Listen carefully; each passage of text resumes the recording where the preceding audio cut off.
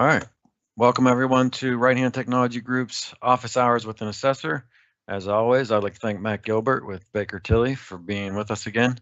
For those of you who have not been on these or watched these yet, we started these so our clients could get the assessor's perspective on their questions. Obviously, we answer a lot of the questions, but the assessor's perspective is ultimately what matters in the end. So we always like to share and be clear that Matt is not associated with Right Hand Technology Group. So if you're a client, you can work with Matt as your assessor. There's no conflict there. And obviously, we recommend working with Matt. So if you have any questions, just raise your hand. We'll unmute you, and you can speak directly to Matt. You can also submit your questions through Q&A, and we're monitoring that. So Matt, you want to introduce yourself and lay any ground rules? Sure. Matt Gilbert with Baker Tilly. I been doing IT and cyber with government contractors about 25 years now.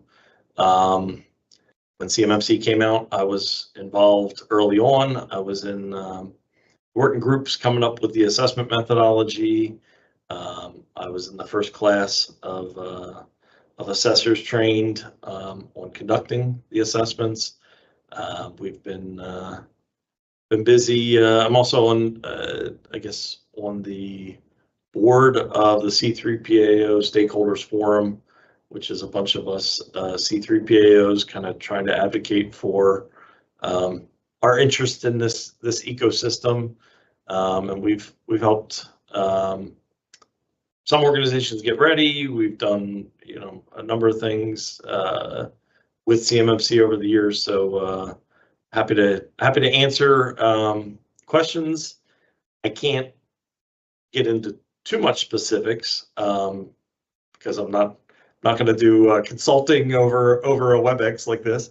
But happy to talk in generalities, or happy to try to explain how I would think about a situation, and then hopefully you can take from that and apply it to your specific facts and circumstances. But yeah, happy to be here. Happy to talk. Jason, do you want me to give maybe a quick update on kind of some of the rulemaking stuff, since that usually is kind of one of the first questions we get? So yeah, that's usually where we like to start. What kind of updates? Yeah, so it's been a couple of months since we did this. So yeah. So July 22nd, the DoD pushed the second rule of CMMC, which is the contractual rule, over to OMB. So when they do that in federal rulemaking process, any of the agencies that have put out a proposed rule, received public comments, and then addressed those public comments to make it a final rule, have to resubmit to OMB and say, okay, here's what comments we got, and here's what we've done to tweak or adjust. And the OMB does all kinds of things, reviewing for need and intent, and is it a duplication of something else? They do a whole bunch of things that they're checking. So the OMB is given 90 days to do those reviews. They then have at their discretion an additional 30-day extension that they can take. So if you're tracking with me on the math, if they got it done within 90 days, 90 days from July 22nd would be, I believe, October 20th. And if they ask for the 30-day extension, I think that would put it at November 19th. So they could get it done way sooner. I don't know how busy they are or what their backlog is, but at a minimum, they have to get it done by the 90 or 120-day mark. So that's somewhere in mid-October to mid-November. Typically, after they finish their review, it is ready for publishing. And typically, before it gets published in the Federal Register, there usually seems to be a week or two of, I don't know, formatting, things, doing whatever. I don't know how all that works, but usually there's a little bit of lag. So, you know, if they were to approve it on, say, October 20th, you know, you might see it published in the Federal Register early November. So we're somewhere in that October, November time. We are likely to see the rule get published. Now, I would anticipate the rule will have a 30-day effective period. So let's, for easy scenario, let's say it was published on November 1st. 30 days later, it would take effect. So I guess, I don't know, the 31st or 1st of December or something like that would take effect. So, you know, we're looking at, more likely than not, the end of this calendar year, or very, very close to that, we will see a clause that they can put into, or we'll see the final rule, which creates a clause that they can put into contracts that causes you to have to deal with CMMC. Now, remember, in the program, the programmatic rule that took effect back in December, in that rule, it specified a phasing approach.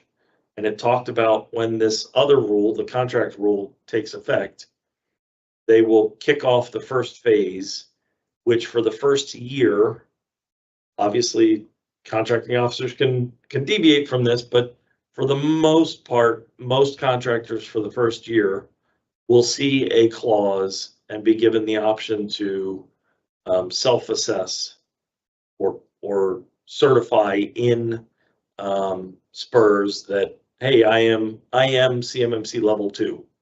I just didn't hire a C3PAO yet, but I am CMMC level 2. So that's probably what most will see for that first year. So, you know, if that kicks off, let's say my hypothetical of like early December is the effective date, you know, you get it in your contract for the first year, you get it in your contract, you know, any contracts you get within that first year, presumably you're going to have that option to do the self-certification. But then after that, gotta have a C3PAO issue the official cert. So we are, and it's been a long time coming, but it's definitely, you know, CMMC is here.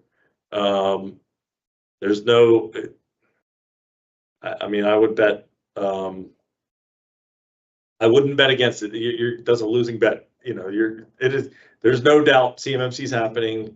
And then to further double down on it, there's been several memos in the last month or two from the DoD that have indicated, both generally speaking, and then in terms of some specific solicitations, indicating that, like, hey, you better have a plan to deal with CMMC.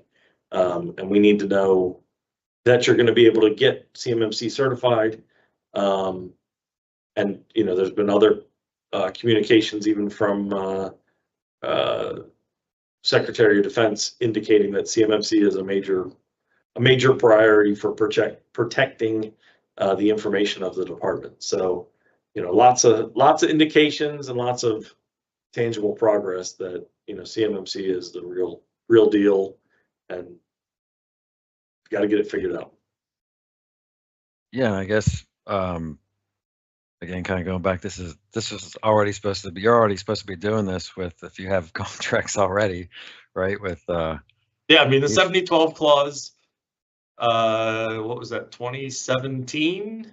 So I mean, you should have been doing this for many years now. But I think what people first understood of 7012 clause, and so 7012 clause would invoke NIST 800-171 and say you got to be doing all these 110 practices.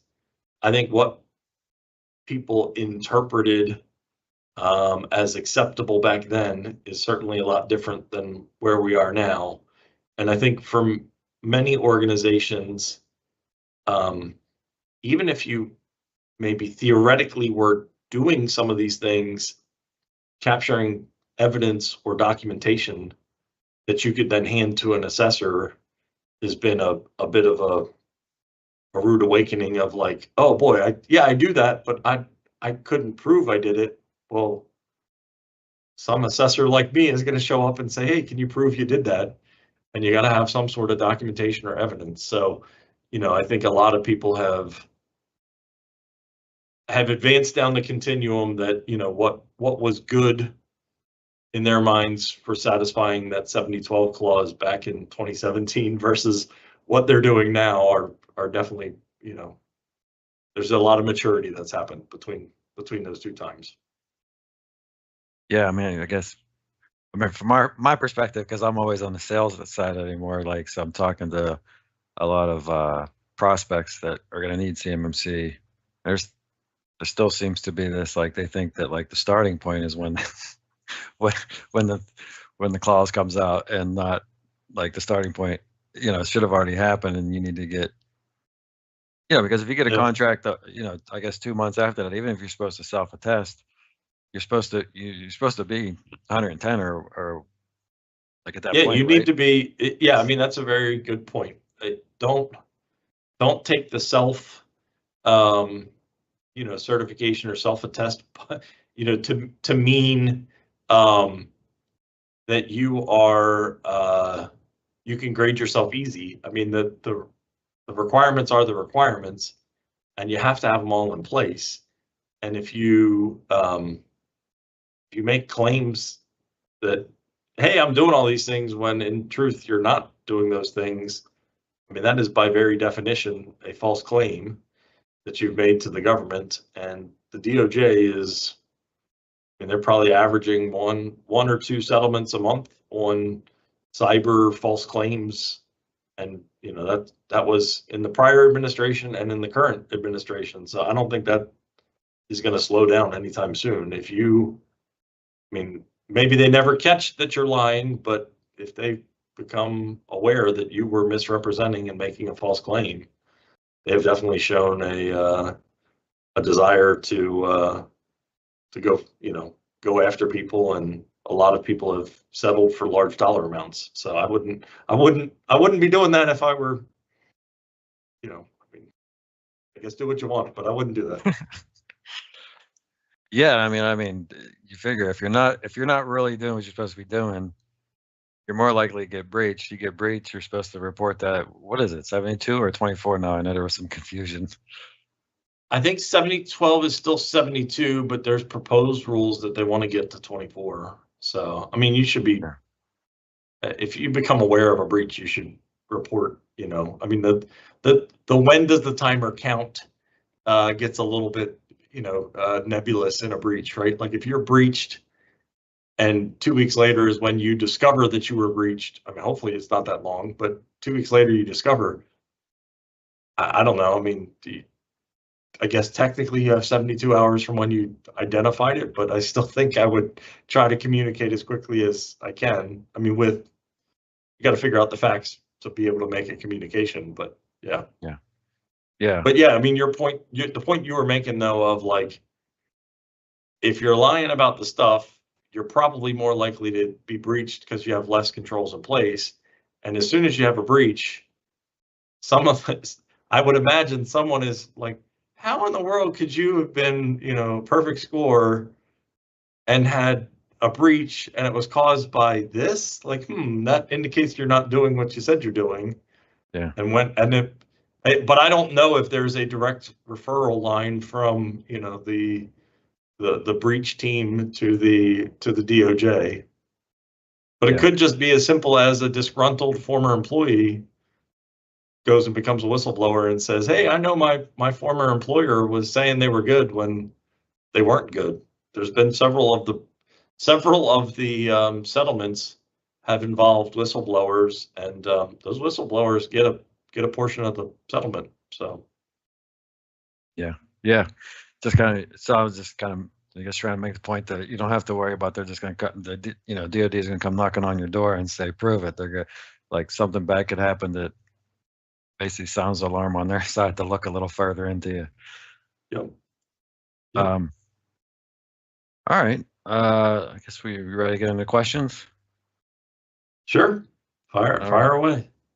Yeah, so I have a question here.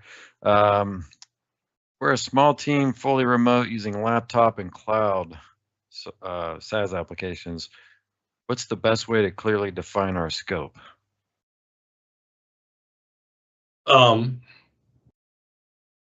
That's a, well, I mean, you have to define your scope in your SSP, so that would be a good place to do it. But typically as an assessor, when I'm trying to get my head around the scope, there's kind of three things I'm going to look at. One would be, what did you say your scope was in your SSP, right? You have to describe your boundary. And then second item, which may be in the SSP or might be standalone, is what's your inventory? What are you telling me you've decided is in scope and is listed in your inventory? And then the third piece is I need to understand how you control the flow of CUI, and that needs to be documented in some form or fashion. So typically, I would expect you to have some sort of CUI, whether it's narrative or whether it's a picture or some combination thereof. I would expect to see a CUI data flow that I can understand. So, the CUI comes into our environment this way. We download a copy and store it over here. We, do some work with it and create derivative work over here. We store it there. We share it with these people. Whatever that journey is, you need to be able to explain that to me, because that has to be defined, because then you need to have controls to protect that it stays within the appropriate areas. But as an assessor, I am going to try to reconcile what you told me in the SSP and in the inventory with what I've understood from the CUI data flows. So in this example, I would suggest you want to be able to articulate to the assessor and have something documented that shows, this is the set of applications we use. They're all, we use Office, we use a GCC High Microsoft environment. We get things via email. We put them in our SharePoint. We, if we need to modify them, we look at them with our local machines. And all of that should be corresponding to, okay, here's, the CUI data flow talks about GCC High. Great, boom. All right, I see that in inventory. They talked about their local workstations. Yep, I see those in the inventory. They also told me that they upload it to, XYZ portals. Okay, like if that's their portal, they're responsible for it. Is that listed in the inventory? Now, when you start to get into cloud solutions, it gets a little bit tricky in that, there can be, there's the whole topic of FedRAMP and shared responsibilities matrix and all that stuff that as an assessor I need to understand. But first and foremost, where you're saying you intend to control and limit the flow of CUI going to should match up, right? And I think most of the assessors at this point are going to be pretty adept at understanding and figuring out the scope pretty quickly. I mean, it's, while everybody thinks their business is super special and unique, there's a lot of stuff that's very similar. So, you can pretty quickly figure some things out. But yeah, that CUI data flow, the SSP and the inventory should all kind of come together and line up. If you've done that, then I would say you've done a good job of depicting your scope. But did I miss anything, Jason? I think I covered it all. Yeah, I think I was good. Talking about those shared responsibility matrix, I have a question here. I guess what is the assessor looking for in there? There's a lot of companies creating them as we speak. I know a lot of our vendors are creating them, and what's an assessor looking for where they're going to be satisfied? Like, what's good look like versus like, hey, this thing's not very good, and I'm going to get in trouble for it. Yeah. The not officially in the assessment guide, but my synopsis of it would be, I need to get comfortable that you understand what you're responsible, like where you have to do something versus where the provider is doing something. And to the extent that you can prove to me you understand that,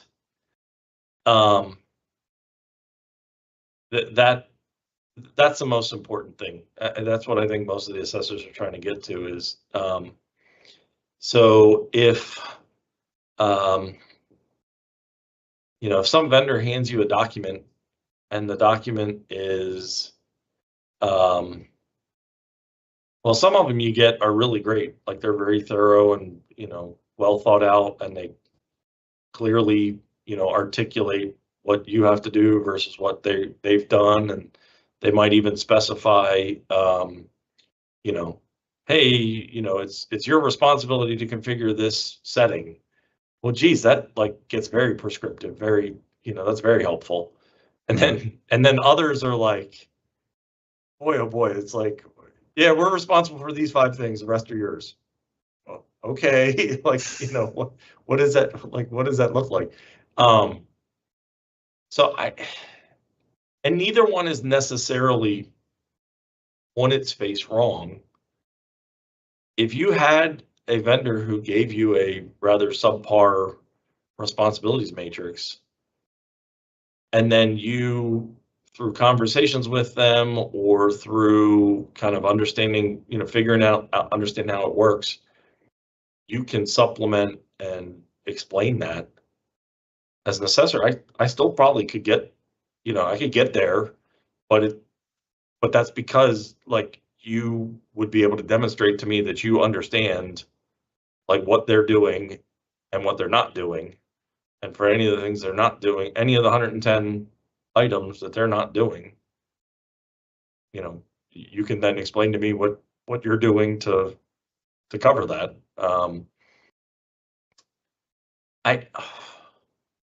It's not required, but I've certainly seen some organizations try to take the shared responsibility matrix, like you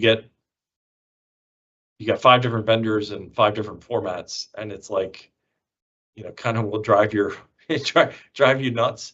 I have seen some organizations put that, try to put that into a template. So they'll still make the originals available to the assessor, but they'll have a spreadsheet and they'll have kind of the, each application, they're responsible, our responsibilities, next application, their responsibilities, our responsibilities.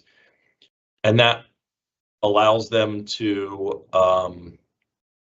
kind of maybe paraphrase, or if some of the explanations are, I mean, hopefully everything you got from your vendors was really thorough and you could copy paste and fill out that matrix. But if it wasn't super great and you did have to do a little bit more homework, or get yourself comfortable with it, but that they then documented in that spreadsheet, and boy, like that makes it so much easier to consume, because like there's one format, there's a consistent kind of like terminology and explanations used. I mean, now ultimately I got to go back, the assessor's got to go back and make sure that matches, or some of the original source materials are available. But if you can kind of make it easier for an assessor to to digest.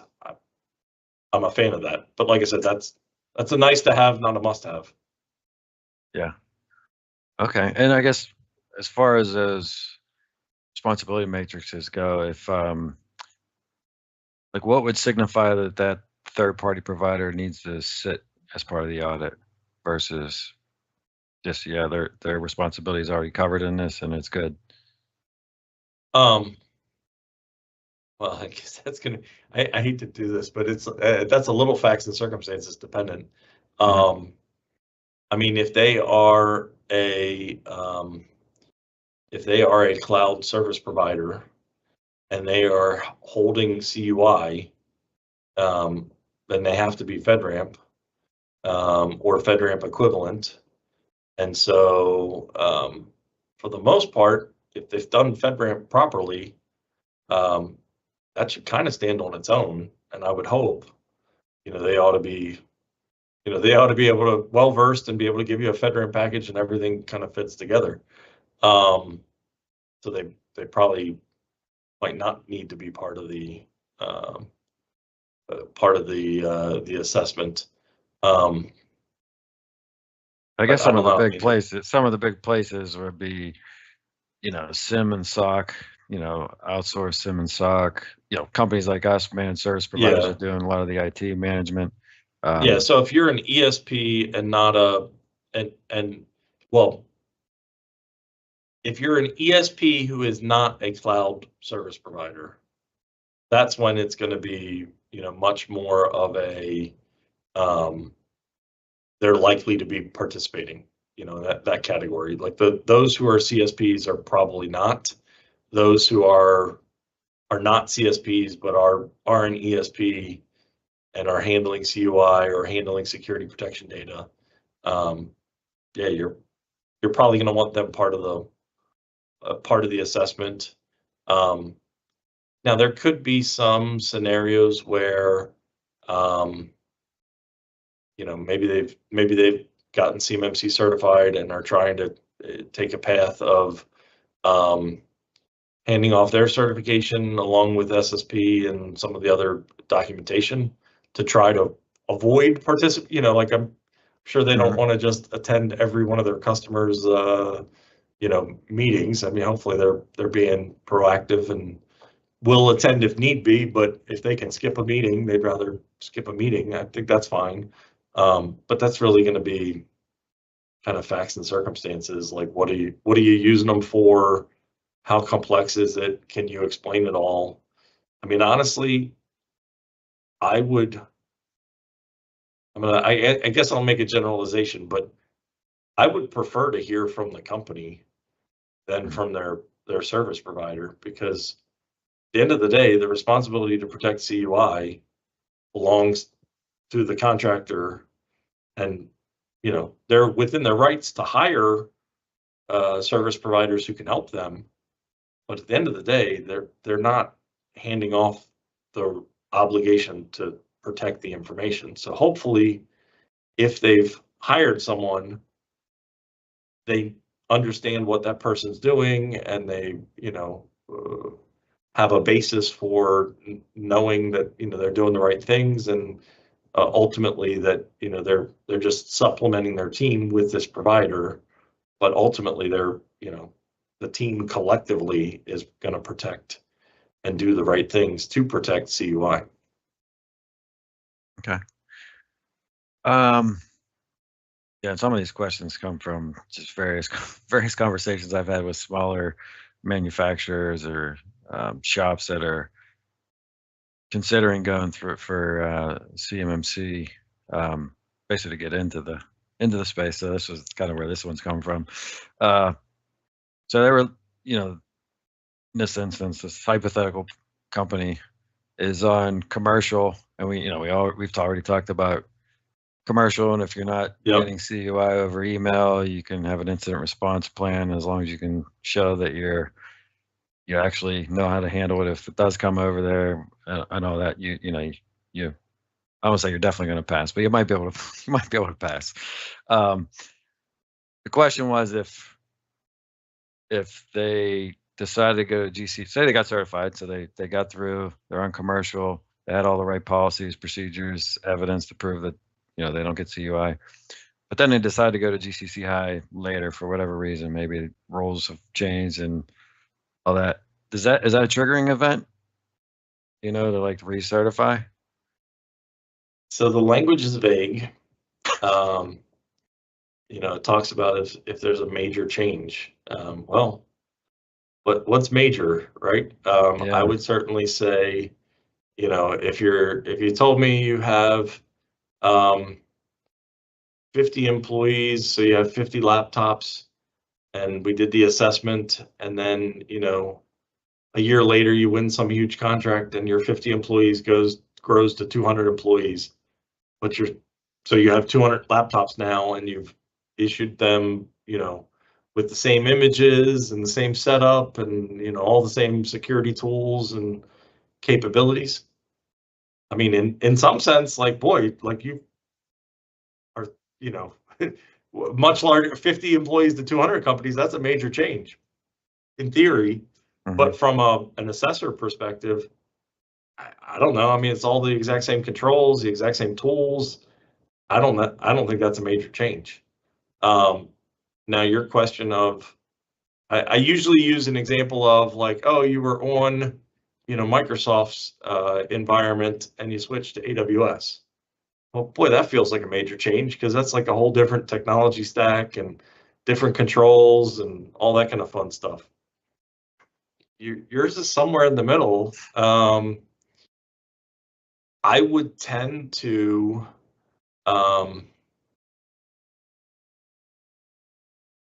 lean towards that is a fairly significant change because there are certain tools that are available in commercial that may not be available in GCC High.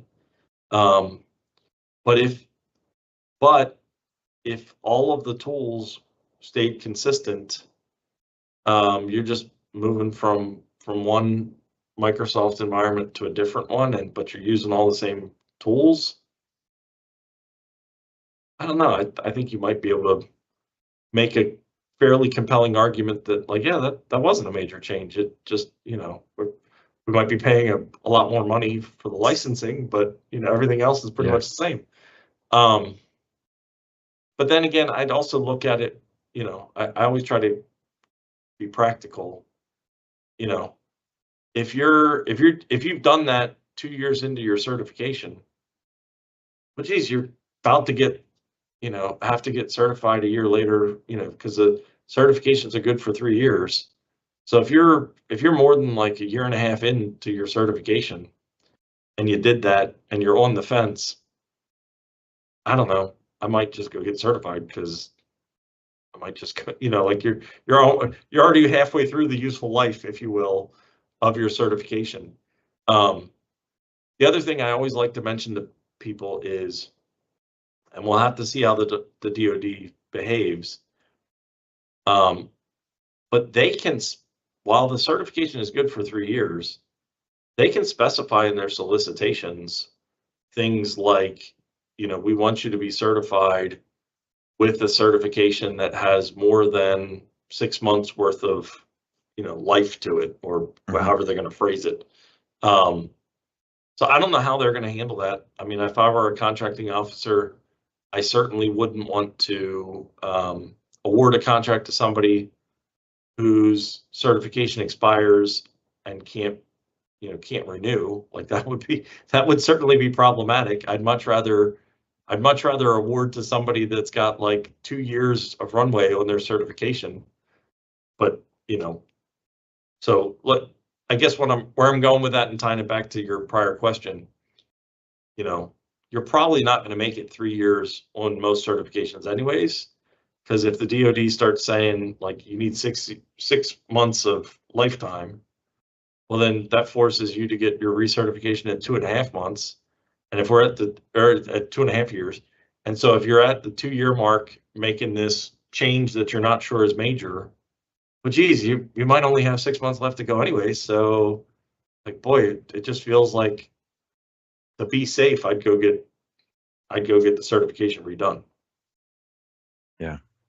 Yeah, it'd be interesting to see how this plays out if anybody offers a lower cost annual assessment or something that you kind of just keep it going. We are considering, we are considering that we might offer that to organizations that, like, if we're doing an assessment every year, you don't have to do the official you don't have to do the off-year senior official, certifications. I mean, you have to certify, but you're not certifying it on your own basis. You're certifying it on each year the C3PAO looked at things. And I would presume, obviously facts and circumstances would apply, but if there's 3 years between an assessment, a lot more has changed. If there's only a year in between assessments, probably not as much has changed, and or the assessor's memory and familiarity with what's going on is is probably somewhat rememberable. I definitely am not going to remember all the facts and details from 3 years ago, but if I was just looking at something 12 months ago, it's going to look and feel a lot more familiar. Still got to do the same full assessment, but I think it might go quicker. So if it can go quicker, I would assume would pass along some cost savings. But yeah, I mean, as a business owner, of a managed service provider, if I was a C3PAO, I'd be thinking, if I can lock up 3 years of revenue right now. I mean, there is that. I mean, but in a practical sense, because we talked earlier about the false claims stuff. Mm-hmm. If I were a company official needing to go in and say, in the off years, go in and say, yes, I'm still maintaining all of these controls. I would only want to do that if I have a basis for doing it. So somebody at the company should be properly skilled and likely have the right credentials to look at things and tell me, yes, like, we're still doing all these controls. And only if I have that in hand, and I'm just speaking personally, would I feel comfortable to sign off on that. Mm-hmm. Well, if you're a smaller organization, you probably don't have a person on staff that has that skill set or has those credentials that you're going to then free up to once a year do a full up assessment and give you a report that summarizes that assessment before you go sign and say you're authorized. So in lieu of hiring that out to somebody, why not just get that assessment done? And then, oh, by the way, like we were talking about before with how fresh do the contractors need the certificate, or how the contracting officers, how fresh do they want or need the certification to be? Your certification would never be older than a year. So, that might be compelling, right? The cost of hiring it to do the senior company official designation versus just getting a full CMMC, maybe it kind of is a little bit of a 6 of one, half dozen another. Yeah, if you could buy a 3-pack up front, yeah, get a discount. Yeah. Although they're pretty expensive just for the one, so I don't know. Why not sell as great as they? Yeah, and I think it'll be interesting to see the market forces. I mean, we are still at a place where the number of C3PAOs is not where it needs to be, in my opinion. Matt Travis and the Cyber AB folks have said they believe they'll get to about 100 C3PAOs by the end of the year. And in talking to a number of colleagues, C3PAOs are growing and hiring more assessors and, that kind of thing. So maybe the throughput is higher, but, when for fun, one afternoon, I kind of did a back of the envelope, like there's 70 to 80,000 companies that need to get assessed. Maybe not everybody's getting assessed every year, but then some people are going to have multiple locations or multiple scenarios that might, some companies might hold multiple certifications. So, by the time you do the numbers, I came up with, I estimated you probably, the ecosystem as a whole probably has to be able to support 500 assessments a week, all year long, every year. Well, that means all 100 C3PAOs would have to be able to handle 5 assessments per. I don't think there's, there's some that could maybe handle that many assessments, but a lot of the C3PAOs are going to schedule 1 per week, or maybe 2 per week if they're getting a little bit bigger. But to say all 100 could do 5 a week to hit the 500 that the whole ecosystem needs. Mm-hmm. I'm not seeing it yet, so it'll be interesting to see how that all plays out. Yeah, because we've been talking to a few, and there's pre-work, pre-scoping calls. There's been on some of them kind of bake a pre-assessment in for you, just to make sure you're not gonna just bite the dust as soon as you start talking. Yep. Some will charge you for a pre-assessment and an assessment. Yeah, so it seems like you're saying, if they got to do that work too, then they can't just do an assessment every single week separately. But yep. Yeah, it'll be interesting. Yeah, I think it pays to be well prepared, so that you're you give off. If there's more demand than the supply can handle, and you give off signals that you're well organized and pretty squeaky clean and going to be easy to deal with, as an assessor, that's kind of the client that we'd want to have, right? Like I don't want to sign up for a really challenging, confrontational, arguing about things because they weren't really fully prepared, or like, having a bunch of poems that have to be looked at later. We gotta call balls and strikes, the way it is, but if I could, if I had perfect crystal ball capabilities, I'd much rather hire the man, you're super well prepared and you crushed it, and it was like a super uneventful assessment because everything, you had great answers and ready to demonstrate like that. I'd rather sign that up every single time. Yeah, I'm sure it's not fun to have to fail somebody. Probably not fun for anybody. Especially because, especially if it's an argumentative situation. I don't think anybody. I obviously can't speak for every assessor and every C3PAO, but I would think, the vast majority don't want to be in that situation.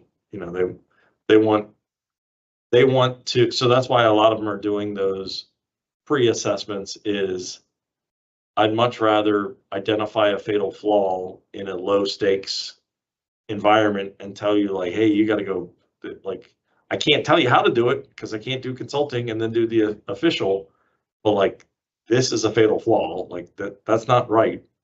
Go deal with it. That's probably, preferential for both parties involved. So that's why you see a lot of the C3PAOs kind of offering or preferring to operate in that fashion. Yeah. I mean, it makes a lot of sense. When I first heard it, I was like, wow, that's pretty nice to have that pre-assessment and just kind of know that like more than likely you're going to pass. Um, Yeah, I mean, it does make the elapsed timeline go longer though, right? Um, so if you do the pre, um, and they don't find anything, well then, or they find very minimal things. I mean, in theory, they have to schedule the official later, and if they found very minimal things, you might have been, through with maybe just a poem or something, and you were holding certification versus, let's say you have to schedule the official 3 months later. Well, now, you kind of lost 3 months in the timeline. So yeah, I that's true. think right now, while people are proactive, you can you can do that a little bit easier. But I think there's going to come a time where people are going to be calling saying, I have this big contract that they want to award me, but I have to be certified by the end of the month. Can you get me certified by the end of the month? Hmm. Sure, but if we do that, we don't have time for the pre and all that, jazz. Yeah, It's going to be, if we're schedule's free, then we jump straight into the real deal, and yeah, that's a little bit more stressful. I mean, I've we've worked with some organizations, and helped them, prepare, and they didn't do the gap assessments, but we had basically done the pre ourselves, for them, and they, flew through, and we're just fine without a pre-assessment. Um, but it depends, yeah, if you're prepping yourself and didn't get expert help. I mean, maybe you really learned all this stuff and are great at it.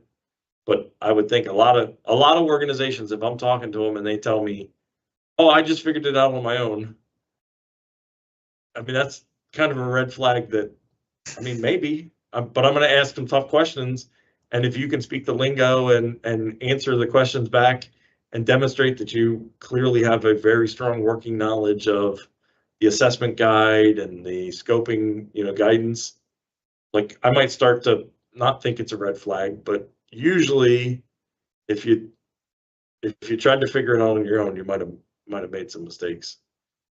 yeah. I have an interesting question here. What happens if we pass the audit but decide not to renew our government contract later? Are we still bound to maintain the controls? I guess kind of piggyback on that. What about the CUI that you had?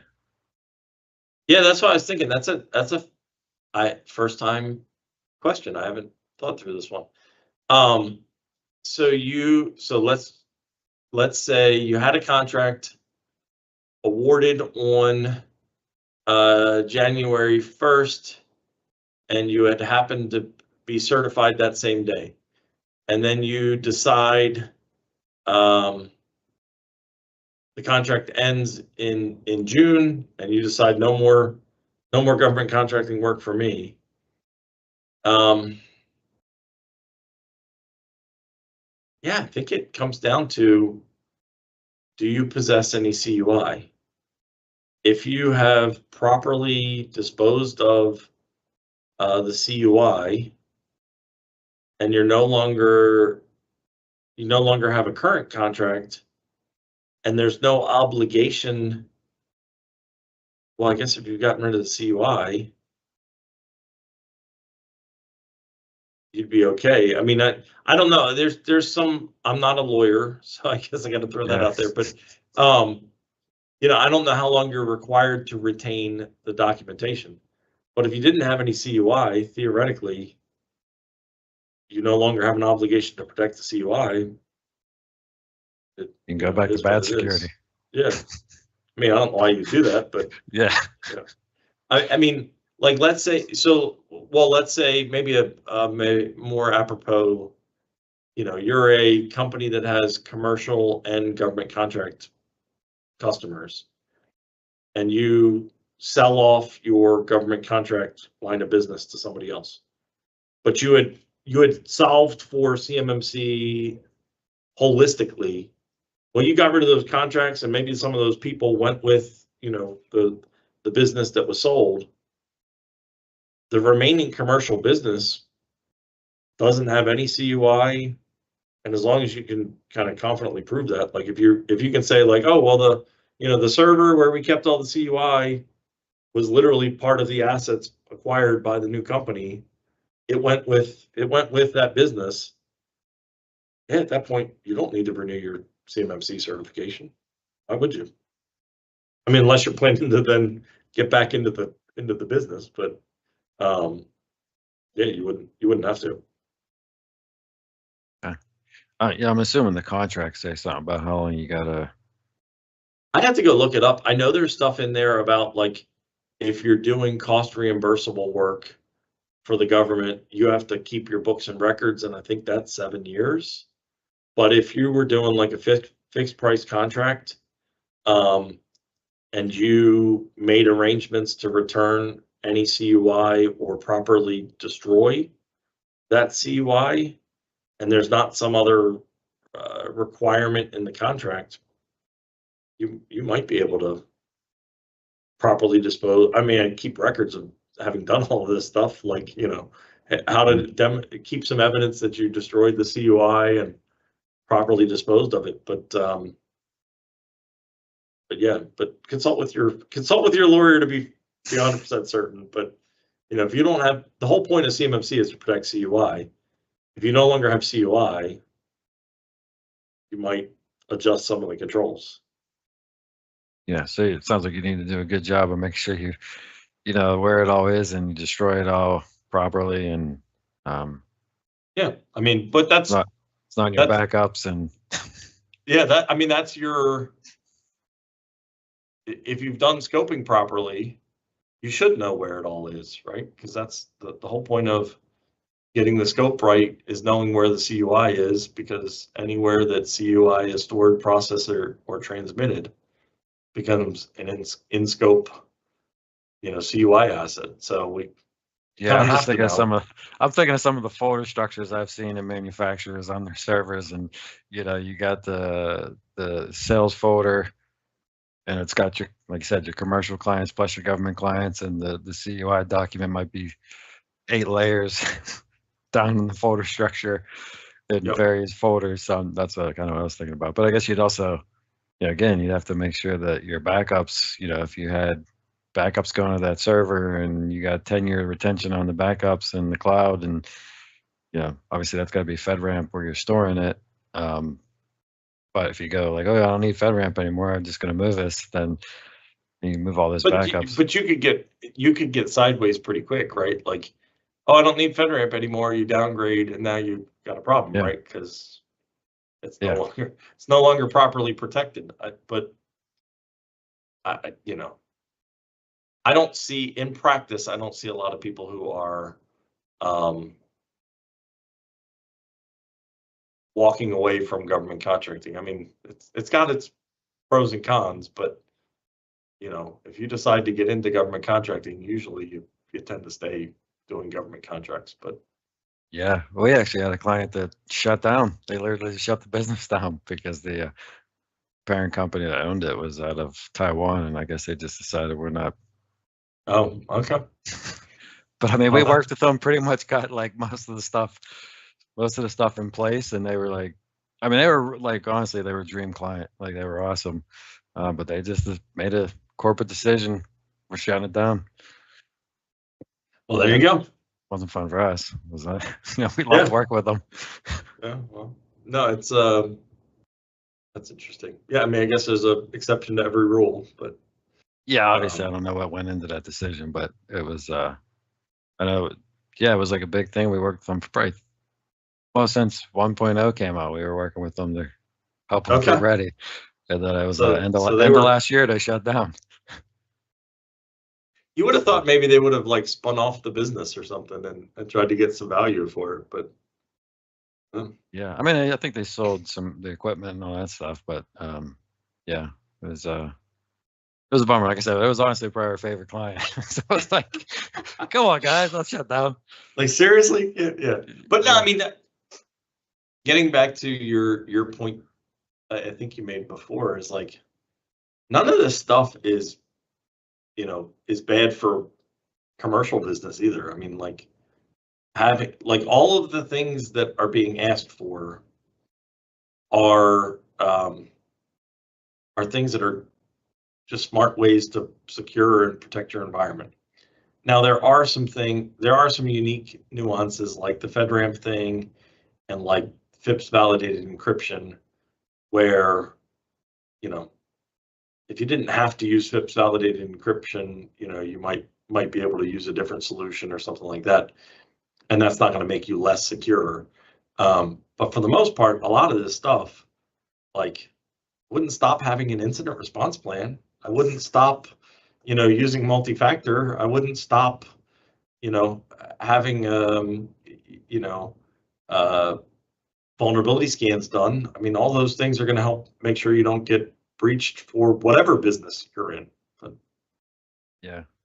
I had a call the other day, and they were talking about, like, if we stop this government contract and we scale it back, and I'm like, well, the C stands for cybersecurity, so I'm not sure you want to really like. I mean, that's a joke I usually make with, like, when people were talking about level 1 stuff, which is you need to have in order to protect FCI. But I usually make the joke, I'm like, unless you tell me you don't lock your doors and you give access to like just anybody, even if they don't belong to your company, like a lot of the stuff in level 1 is you should be doing today. Like I'd be rather concerned for your organization if you're not doing those things. Because it's just basic. I mean, some of these things are like, how you're not going to be in business long if you're not doing some of these things, because you'll be breached and have all kinds of costs associated with your breach. So, yeah. All right. Well, we made it through another hour. I wasn't sure. I'm never sure if we're going to do it, but somehow we did it. But anything, I guess you want to share, anything coming up or anything? How's everyone reach you? Yeah, if you want to connect, bakertilly.com/CMMC. Happy to talk. All right. And any webinars or anything coming up? I said little too busy at the moment with work to do a ton of webinars, but I think maybe in the fall we might do some stuff around when the rule officially comes out. So, but nothing in the next month or two. So sounds good. Well, appreciate you hopping on again and doing another session. We always learn a lot, and I know everyone that listens in learns a lot. So appreciate it. And yeah, of course. Thank you. Yeah, have a good one, everybody. Bye, all.